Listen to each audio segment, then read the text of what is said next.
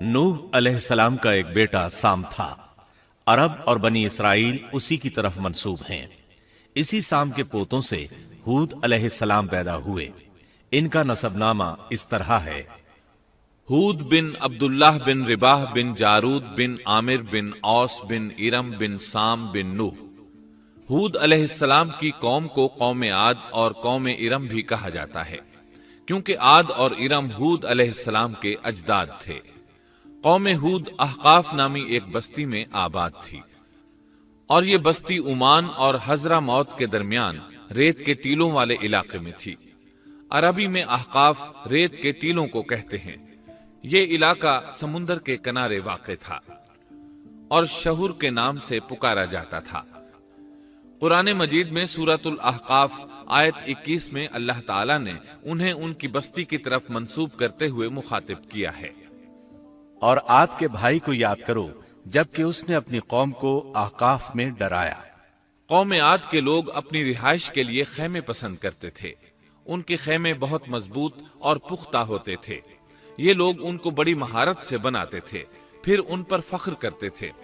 अल्लाह ताला सूरतुल फज्र आयत 6 ता 8 में फरमाते हैं, क्या आपने नहीं देखा कि आपके रब ने आद के साथ क्या किया, जो नस्ल इरम से थे, सुतूनों वाले थे, जिनके मानंद कोई कौम दुनिया के मुमालिक में पैदा नहीं की गई। अल्लाह ताला ने उनकी कारीगरी और फन की एक मिसाल दी है कि वो ऐसे खैमों में आबाद थे जिनके सतून बहुत मजबूत थे, ताकतवर थे। उन लोगों ने शहरों और बस्तियों को ऐसी कारीगरी से बनाया कि उनके मुतालिक अजीब व गरीब रिवायात मशहूर हो गईं। ये नर्म जमीन में खैमे बनाते थे, इसके साथ पहाड़ों में महल भी बनाते थे। हालांकि रिहाइश के लिए जमीन पर खैमे मौजूद थे। गोया बेकार दौलत और वक्त बर्बाद करते, फिर उस पर फख्र करते। शहरों में जो रास्ते और सड़कें थीं वो बहुत चौड़ी थीं। इन जैसे तवील और कवी लोग बाद में पैदा नहीं हुए। कारीगरी और फनकारी में ये लोग इस मकाम तक पहुंचे कि फिर कोई न पहुंच सका। ये लोग अरब थे और अरबी में बातचीत करते थे। हूद अलैहिस्सलाम भी अरबी थे। इस्माईल अलैहिस्सलाम से पहले के अरब बाशिंदे अरब आरिबा कहलाते हैं। इनके मशहूर कबाइल ये हैं: आद, समूद, जुरहुम, अमीम, कहतान और मदियन वगैरह। इब्राहीम अलैहिस्सलाम की औलाद में इस्माईल अलैहिस्सलाम के बाद आने वाले लोग अरब मुस्तारिबा कहलाते हैं। इस्माईल अलैहिस्सलाम अरबी नहीं थे, कनानी थे।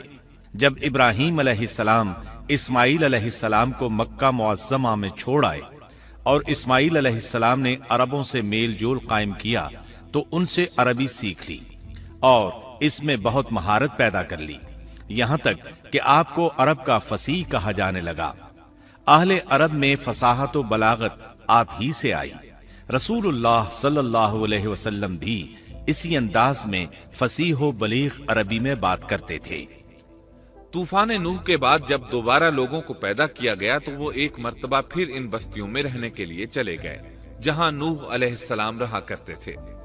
नूह अलैहिस्सलाम शाम के शिमाल और तुर्की के जुनूबी इलाकों में रहा करते थे। लोग यहाँ आबाद हो गए। फिर यहाँ से कुछ लोग फिलिस्तीन और शाम की तरफ हिजरत कर गए और कुछ लोग जजीरे की तरफ हिजरत कर गए और कौम आद जजीरे के जुनूब में आकर आबाद हो गई। उस वक्त तमाम लोग तौहीद पर थे। तूफान के साथ जब जमीन पामाल हो गई तो उस पर सिवाय नूह अलैहिस्सलाम की औलाद के और कोई जिंदा न रहा। ये लोग तौहीद परस्त थे, लेकिन वक्त के साथ साथ कौम आद आबाद हुई और शैतान ने उनके दिलों में वसवसा डाला। इस तरह वो शैतान की इबादत करने लगे। चुनाचे कौम नूह के बाद सबसे पहले जिस कौम ने बुत परस्ती इख्तियार की वो कौम आद थी। इस कौम को अल्लाह ताला ने बहुत डील डॉल दिया था। वो बहुत ताकतवर कौम थी। मुफस्सिरीन बयान करते हैं कि उनके जिस्म बहुत मजबूत और ठोस थे, कद बहुत लंबे थे। आदम अलैहिस्सलाम का कद 60 हाथ था। इस कौम का कद भी करीबन इतना ही था। इस तरफ सूरतुल आराफ आयत 69 में इशारा मौजूद है। अल्लाह ताला फरमाते हैं, और तुम वो हालत याद करो जब अल्लाह ने तुम्हें कौम नूह के बाद जानशीं बनाया और डील डॉल में तुम्हें ज्यादा फैलाव दिया, सो तुम अल्लाह की नेमतों को ज्यादा याद करो ताकि तुम फलाह पा जाओ। ہود علیہ السلام کی زبانی اللہ تعالیٰ ان کی فنکاری کو بیان کرتے ہوئے فرماتے ہیں کہ ہود علیہ السلام نے ان سے کہا، کیا تم ایک ایک ٹیلے پر بطور کھیل نشان لگا رہے ہو؟ مطلب یہ کہ یہ لوگ پہاڑوں کی چوٹیوں پر محل تعمیر کرتے تھے۔ جب ان سے کہا جاتا کہ تم رہتے تو زمین پر ہو اور گھر پہاڑوں پر بناتے ہو، اس کی کیا وجہ ہے؟ اور تم اتنے مضبوط محل تعمیر کر رہے ہو، گویا ہمیشہ یہیں رہو گے۔ وہ لوگ دراصل ٹیلوں، گھاٹیوں، دروں اور پہاڑوں پر عمارات تعمیر کرتے تھے، اور ان کا مقصد ان میں رہنا نہیں تھا، بلکہ صرف کھیل کود کے لیے ایسا کرتے تھے۔ ہود علیہ السلام نے انہیں جھنجھوڑا کہ تم ایسا کام کیوں کرتے ہو جس کا کوئی مقصد نہیں، جس کام کے فضول ہونے میں کوئی شک نہیں۔ ہود علیہ السلام انہیں واعظ کرتے تھے، اے میری قوم، اللہ نے تمہیں بڑی قوت سے نوازا ہے۔ تمہاری طاقت کا عالم یہ ہے کہ جب تم کسی پر ہاتھ ڈالتے ہو تو ظلم کرتے ہو، کوئی شخص تمہارے سامنے آنا گوارا نہیں کرتا۔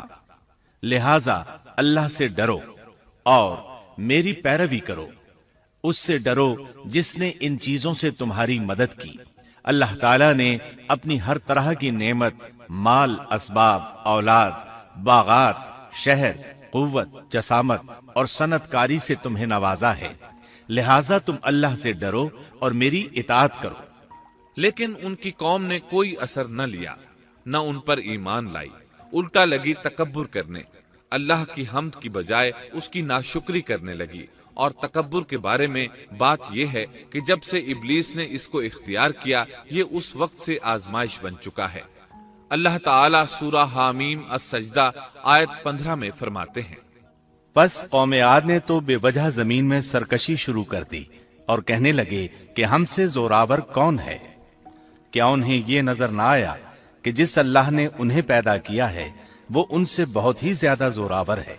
جب یہ لوگ اپنی سرکشی اور کفر میں حد سے بڑھ گئے، تب اللہ تعالیٰ نے ہود علیہ السلام کو ان کی طرف بھیجا۔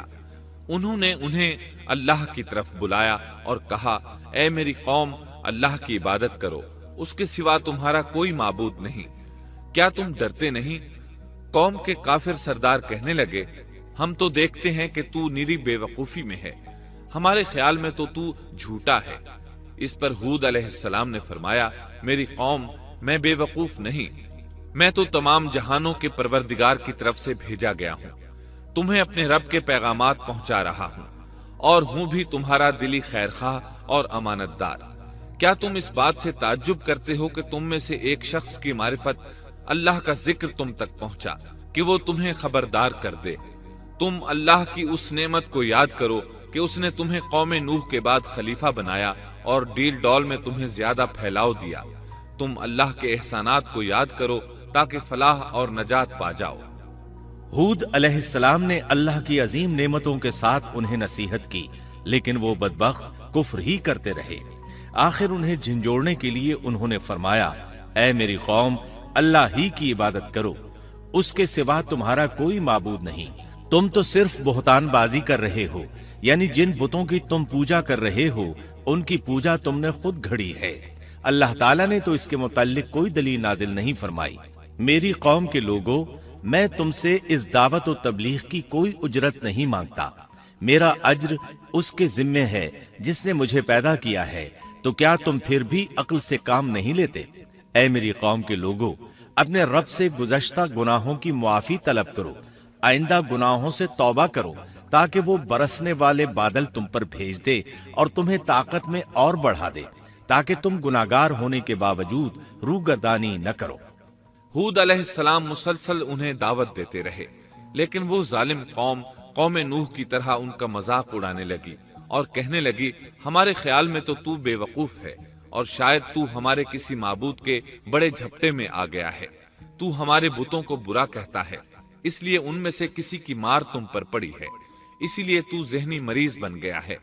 وہ ظالم لوگ چونکہ آخرت پر ایمان نہیں رکھتے تھے اور دنیا میں خوشحالی کی زندگی بسر کر رہے تھے، اور تھے بھی اپنی قوم کے سردار، اس لیے اپنے ماتحتوں سے کہنے لگے، یہ تو تم جیسا ہی انسان ہے، وہی کچھ کھاتا ہے جو تم کھاتے ہو، اور پیتا بھی وہی کچھ ہے جو تم پیتے ہو۔ اب اگر تم نے اپنے جیسے انسان کی اطاعت قبول کر لی تو سخت خسارے میں رہو گے۔ کیا یہ تمہیں اس بات سے دھمکاتا ہے کہ جب تم مر کر خاک اور ہڈیاں بن جاؤ گے تو پھر زندہ کیے جاؤ گے؟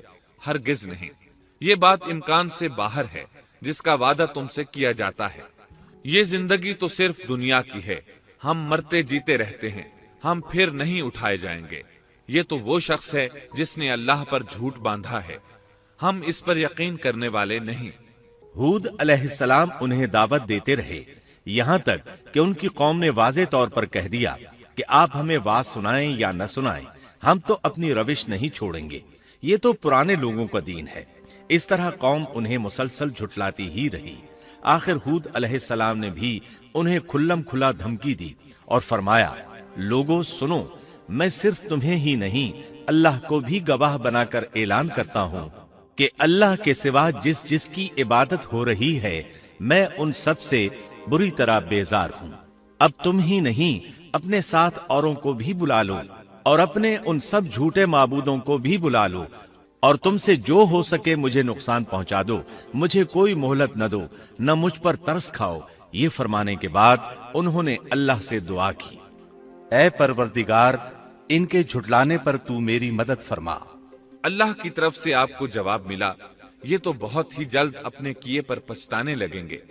اللہ کے نبی کا انکار کرنے، اس سے بغض رکھنے اور اس کا مذاق اڑانے والوں کا انجام کیا ہوا؟ اللہ نے انہیں ایسے زناٹے کی آندھی سے تہس نہس کیا کہ جس کی تاریخ میں مثال نہیں ملتی۔ اللہ نے ان سے بارش روک لی، اس سے خشک سالی کی کیفیت پیدا ہو گئی، درخت اور پھل ختم ہو گئے، وہ لوگ بارش کی خواہش کرنے لگے۔ اسی حالت میں ایک دن اللہ نے انہیں عذاب دینے کا ارادہ فرمایا۔ انہوں نے دیکھا ایک سیاہ بادل ان کی طرف بڑھ رہا ہے، خوشی سے اچھلنے لگے، کہنے لگے یہ بادل ہم پر برسنے والا ہے، جبکہ ان کا خیال غلط تھا۔ دراصل ابر کی صورت میں یہ وہ قہر الہی تھا جس کے آنے کی وہ جلدی مچا رہے تھے۔ وہ عذاب ان کی بستیوں کی تمام چیزوں، پھلوں، خیموں، درختوں کو تہس نہس کرتا ہوا آیا۔ اسے اللہ کا یہی حکم تھا۔ آندھی اس قدر زبردست تھی کہ پہاڑوں پر ان کے تعمیر کردہ محلوں تک کو اڑا لے گئی۔ مجرموں کا یہی بدلہ ہے۔ اللہ تعالیٰ سورۃ الزاریات آیت 41 اور 42 میں فرماتے ہیں، اسی طرح عادیوں میں بھی ہماری طرف سے تنبیہ ہے، جبکہ ہم نے ان پر خیر و برکت سے خالی آندھی بھیجی، وہ جس چیز پر گرتی تھی اسے بوسیدہ ہڈی کی طرح چورا چورا کر دیتی تھی۔ اس آندھی نے ہر چیز کو فنا کر کے رکھ دیا۔ اللہ تعالیٰ ان کی تباہی ایک جگہ ان الفاظ میں بیان کرتے ہیں، قوم عاد نے بھی جھٹلایا، پس کیسا ہوا میرا عذاب اور میری ڈرانے والی باتیں۔ ہم نے ان پر تیز و تند مسلسل چلنے والی ہوا ایک لگاتار منحوس دن میں بھیج دی، جو لوگوں کو اٹھا اٹھا کر دے پٹکتی تھی، گویا کہ وہ جڑ سے کٹے ہوئے کھجور کے تنے ہیں۔ پس کیسی رہی میری سزا اور میرا ڈرانا۔ یقیناً ہم نے قرآن کو نصیحت کے لیے آسان کر دیا ہے، پس کیا ہے کوئی نصیحت پکڑنے والا؟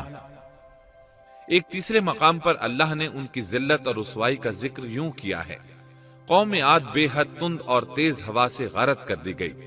وہ ہوا ان پر برابر لگاتار 7 رات اور 8 دن تک اللہ کے حکم سے چلتی رہی۔ آپ وہاں ہوتے تو دیکھتے کہ وہاں لوگ یوں چاروں شانوں چت گرے پڑے ہیں جیسے وہ کھجوروں کے کھوکھلے تنے ہوں۔ کیا ان میں سے کوئی بھی آپ کو باقی نظر آ رہا ہے؟ ہود علیہ السلام کو اللہ تعالیٰ نے اپنی رحمت سے نجات دی۔ باقی تمام جگہوں پر تباہی تھی، لیکن جس جگہ ہود علیہ السلام اور ان کے ساتھی تھے اس طرف یہ ہوا پھٹکی بھی نہیں۔ کہا جاتا ہے کہ ایک باڑ تھی جس میں ہود علیہ السلام، حیوانات، چوپائے اور ان پر ایمان لانے والے تھے، اور آندھی نے ہر چیز کو فنا کر ڈالا۔ اللہ تعالیٰ سورہ آراف آیت 72 میں فرماتے ہیں، غرض ہم نے انہیں اور ان کے ساتھیوں کو اپنی رحمت سے بچا لیا اور ان لوگوں کی جڑ کاٹ دی جنہوں نے ہماری آیتوں کو جھٹلایا تھا اور وہ ایمان لانے والے نہ تھے۔ اسی طرح سورہ ہود میں اللہ فرماتے ہیں، جب ہمارا حکم آ پہنچا تو ہم نے ہود کو اور ان کے ساتھیوں کو اپنی خاص رحمت سے نجات دی۔ ہم نے ان سب کو سخت عذاب سے صاف بچا لیا۔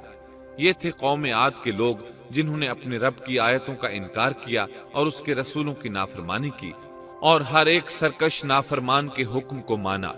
دنیا میں بھی ان پر لعنت لگا دی گئی اور قیامت کے دن بھی۔ دیکھ لو قوم عاد نے اپنے رب سے کفر کیا، ہود کی قوم عاد پر لعنت ہو۔ اس طرح قوم عاد تباہ ہو گئی۔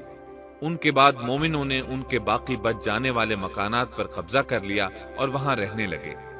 پھر ہود علیہ السلام نے حضرہ موت میں وفات پائی۔